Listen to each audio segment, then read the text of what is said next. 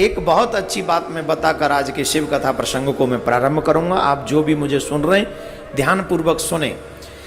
Almost जितने भी सनातनी हैं वो सभी गंगा माँ में स्नान करते हैं। करते हैं कि नहीं करते हैं?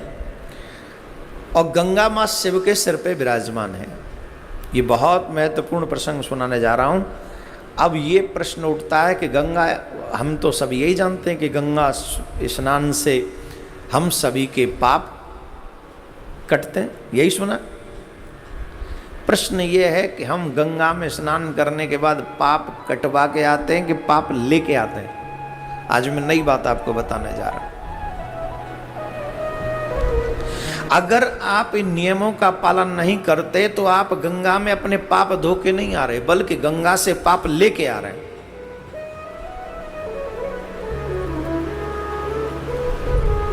और मैं इतना कह सकता हूं कि निश्चित % लोग ये करके आते तो गंगा का कोई फल नहीं मिलता स्नान का आपको। आज जब मैं कहीं सुन रहा था, पढ़ रहा था, तो मुझे लगा कि ये बात मुझे अपने सनातनियों को बतानी चाहिए, क्योंकि सनातनी ये गलती करते ही हैं।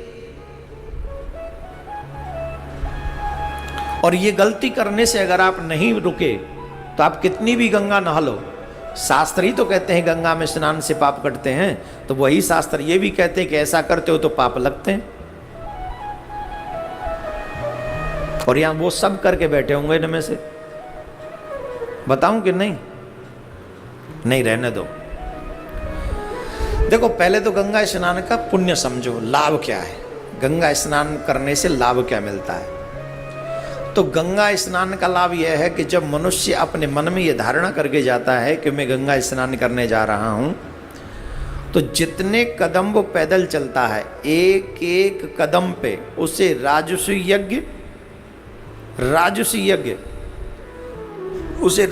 यज्ञ का फल मिलता है, अश्वमेध यज्ञ का फल मिलता है।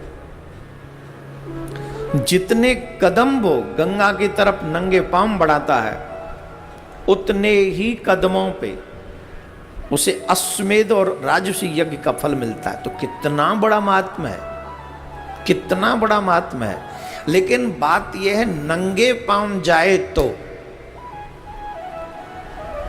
नंगे पांव जाए तो, और अगर पैरों में चप्पल पहनी हो, उसने जूते पहने हो, तो आपके उस स्नान के पुण्य का आधा 50% लाभ आपकी चप्पलों को लगता है।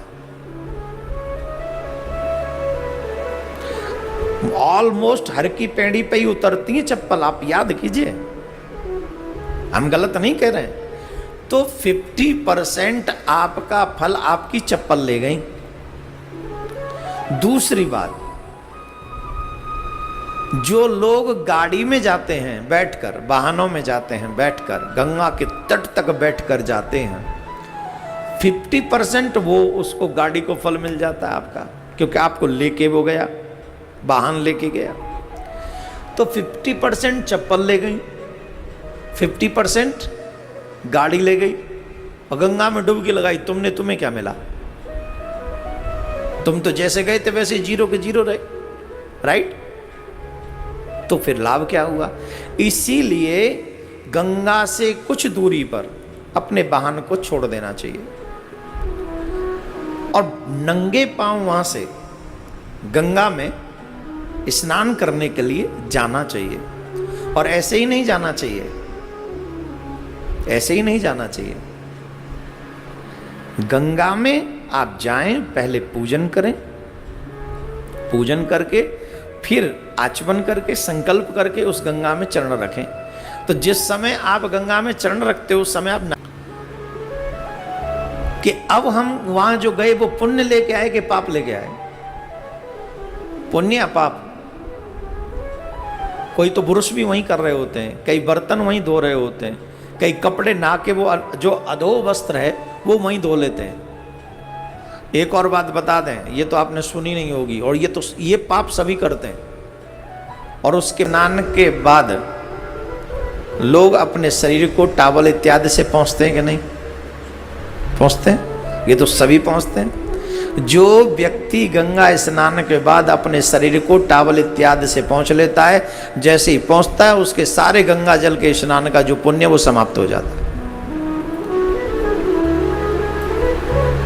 अब क्या करें कि गंगा स्नान के बाद जब तक हमारा तन न सूखे तब तक हमें गंगा के तट पर ही रहना चाहिए, और गंगा के तट पर हो सके तो भगवान का भजन करना चाहिए। और अगर अतिशय शीघ्रता है जाने की तो हमको ये चाहिए कि हम गीले तन से ही जाएं अपने घर। वहां टावल जब तक स्वयं न वो जल सूख जाए तब तक आपको गंगा के फल का कोई, स्नान का कोई फल आपको नहीं मिलेगा, कोई भी फल नहीं मिलेगा। एक और सबसे अहम बात है जो आपको बता देनी चाहिए, रात को उठे और उठकर सीधे गंगा में जाके कूद गए, ये गलत है। एक तो गंगा में कभी कूदना नहीं चाहिए, ये अपराध तो हमने भी किया है। हम अपना अपराध भगवान से माफ़ी मांगते आज सबके सामने। हरिद्वार में तो वो पुल बोलते तो, और छोटी उम्र थी तो सब कूदते थे, बोले हम भी कूद सकते हैं इसमें क्या है, तो हम भी कूदे। तो ये अपराध है, गंगा माँ से क्षमा मांगते, अब जाएंगे तो फिर और क्षमा मांगाएंगे। तो गंगा में कभी कूदना नहीं चाहिए, स्विमिंग नहीं करनी चाहिए इत्यादि। वो स्विमिंग भी की हमने तो वो भी पाप ही है हमारा, वो भी स्वीकार करते हैं। गंगा में हमेशा स्नान करके जाओ अपने घर से, और फिर बाद में जाके गंगा में स्नान करो, तब जाके आपको पूर्णतः गंगा के स्नान का फल मिलता है। और बड़ा सुंदर है, नमामि गंगे तव पाद पंकजम सुरासुरै वंदित दिव्य रूपम भक्तिम मुक्तिम च ददासि नित्यम भावानुसारेण सदा नराणाम।